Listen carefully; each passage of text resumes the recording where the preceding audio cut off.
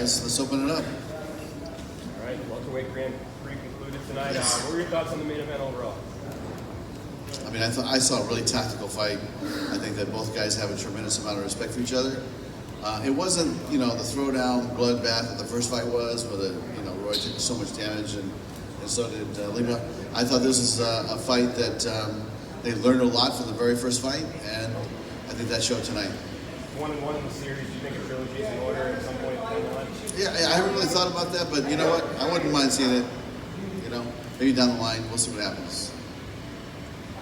So who's the number one contender? I know you said Lorenz Larkin. We spoke to Yaroslav Amosov, and he said he deserves a shot.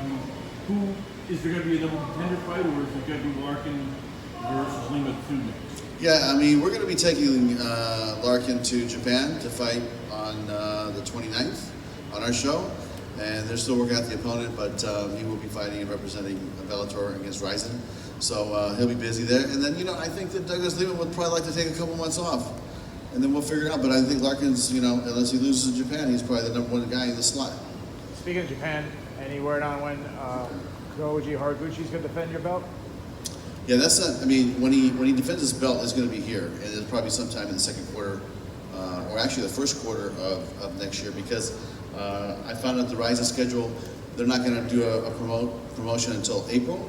So he's going to fight on New Year's Eve, and then we'll, maybe in February we'll get him to fight for us here in the U.S. Speaking of bantamweight, he made headlines this week signing Sergio Pettis. His last fight was at flyweight. He went up to bantamweight. He struggled. I mean, what weight class is he going to fight for you guys? Bantamweight, flyweight? Yeah, I mean, listen, we have a 135-pound weight class, and I think that's what we agreed upon. I'd have to confirm that with Rich and the guys, but that's what I believe. Leandro Higo, a guy who coming off a big win.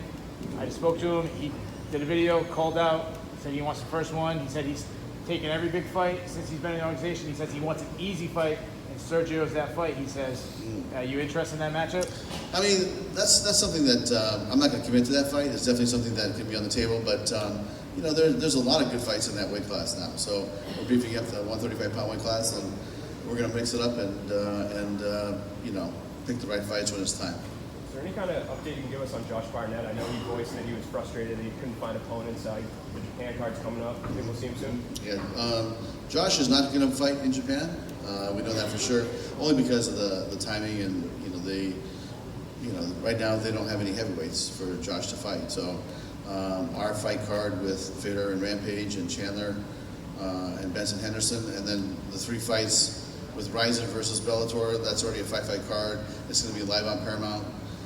It's going to be, I believe we're starting at 12 noon in Tokyo on the 28th. The 29th, which would be the 28th here. Prime time, 7 p.m. Pacific, 10 p.m. Eastern on Paramount, and simulcast on DAZN. So that's going to go live, and they just didn't have anybody for him to fight. So we'll have something soon to announce, because I know we're almost finalizing something for Josh. Daly has a big win tonight. He called for a Bellator London. It's okay. And MVP was sitting front row tonight. Do you have any interest in that fight, running back? I mean, at some point, I'm not sure that they need to fight each other right away, but at some point, when it makes sense and it has something that means and puts something on the line, then yeah, I think that we'll put that fight together. I spoke with John Pitch recently. He's still believes he firmly beat Rory the first time on the quad. Is there a chance this could be Rory's next fight? You know what? I haven't talked to John. He told me he was going to retire. So if he's not retired, we can have a conversation. But he did tell me that unless he got the the alternate slot and worked his way into this championship fight and the tournament finals, he was probably going to retire. So when I get back to San Jose, I'll reach out to him. Speaking of retiring, since we saw Rory tonight kind of have a little bit of a rough night, there was talk not that long ago that everybody thought, oh geez, he's hinting at that he might want to retire. Did you ever get that kind of sense from him in the build-up to this, that if things didn't work out, that he might just walk away from it at all? I mean, not really. I mean, that's something you might want to ask him. Yeah. But I thought he fought a very smart tactical fight.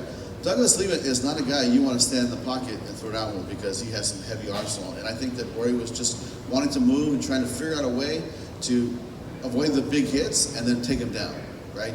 Push him against the cage and take him down. But That's from my opinion, but I'm sure Roy will come here at some point, and you guys can ask him directly what the situation is. I think that he was a lot more focused in this fight than maybe the last fight or the fight before, and he's been here all week, and I haven't heard any dialogue about anything other than he wants to win this bout.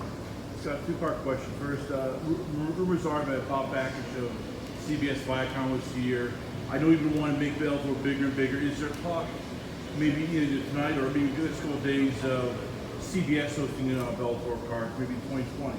Yeah, I mean, I'd like to say a couple of things. One, it's great to see Bob in the building. Bob is our CEO of Viacom CBS, and has a very, very important role and carries, takes care of a very big company. And so for him to come out and watch the fights, he really had a great time. He enjoyed himself.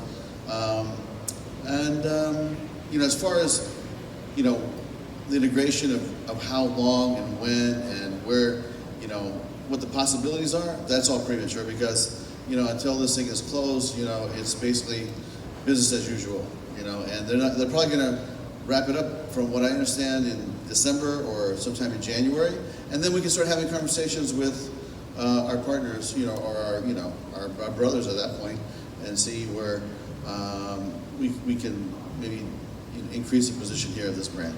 Second part is, we've now heard from Lindsey Van Zandt, Ava Knight, even Kerry Melendez, all clamoring to get an animal weight division, to get a strawweight division. You are known for women's MMA. You're the one who brought it to the forefront, you developed it. Is there thoughts of maybe 2020 expanding where, not a title, but at least a semi-division for 115 heavyweight to at least get these stars before we get stolen by somebody else? Yeah, you know what? I always said that, look, for Kerry Melendez, she came here, contracted to fight at 125. Hard for her to make that weight because she's just losing too much weight when she starts training. So, we'll put her in super fights. And same thing with Ava. We'll put her in super fights. Starting a whole division, I'm not sure. But, finding certain athletes that we want to promote, putting them in fights that matter, and giving them opportunity to fight on a platform, I think that we will be in that business. Any thoughts on Sayed Awad's performance tonight? Obviously, he took the fight on short notice, but he has lost 4 in a row against studs. Having said that, so do you still view him as a viable contender for the lightweight division? I mean, don't look at him as a guy that just got knocked out by Paul Daly, because Paul is a killer. Paul is a dangerous fighter. You guys have seen what Paul Daly can do. I've watched it for so many years, and he's one of my favorite fighters of all time. But Saad took a very tough challenge here today, and listen, he could go back on a 3 or 4 fight win streak.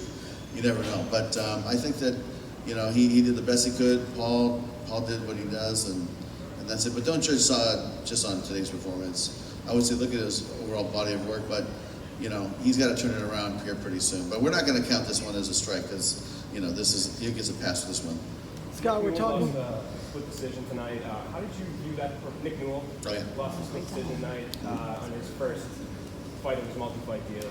How did you view that performance, and where do you think he goes from there? I was just sitting and talking to MVP, watching that fight, and we were both saying, you know what, this guy is a special person, special martial artist. He's somebody that I really had a great time working with, and I look forward to seeing his next fight. I thought the fight was close.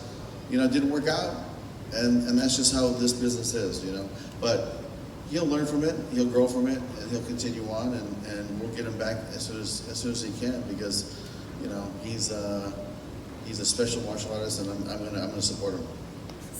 Scott, you were talking about. Sorry. It's all right. Nope. So you were talking about talented women before bringing them in. You're known for bringing in talented boxers as well, Heather Hardy, Anna Ulitin. Clarissa Shields announced on Twitter today that she's interested in MMA and going into MMA. What do you have to say about that? Yeah, and I'm not sure what weight class she fights in. Maybe you guys can help me out here. But what weight does she I believe fight? it's middleweight. In boxing, what is that? 160. Well, then it's another situation where we really don't have a fight for her at 160 because the top of our weight class is 145. So if she wants to come down, maybe we could have her, compete. Or if some of the girls want to go up and fight, then maybe we could fight her. But to me, it's not something that is on our core business, fighting at 160 pounds. But you know, like I said, just like with Kerry, just like with Ava, if it makes sense and we put her in some super fights, let's do it. I'm not ashamed to do. I mean, I'm not afraid to do that. Scott, we've had 2 days worth of fights. Is there one person who had a performance that you would say, like, stole the whole weekend? Or you were most impressed with? You know, I do, and I was just talking about this too, Mike, on the way over here. I said, you know, I think Phil Davis looked unbelievable yesterday. The guy he fought was a killer, and Phil outclassed him, and I think that he did what he had to do to beat this guy. And when that first bell rang and that guy ran across and started throwing heavy bombs, I said, oh, this might be a long night for Phil. You know, young kid coming in from Sweden, has great experience and intention to hurt. And then Phil just picked him apart, started dismantling this kid systematically, and I thought that he had the best performance of the weekend. Thank you, guys. Thanks, guys. Thanks, Joe.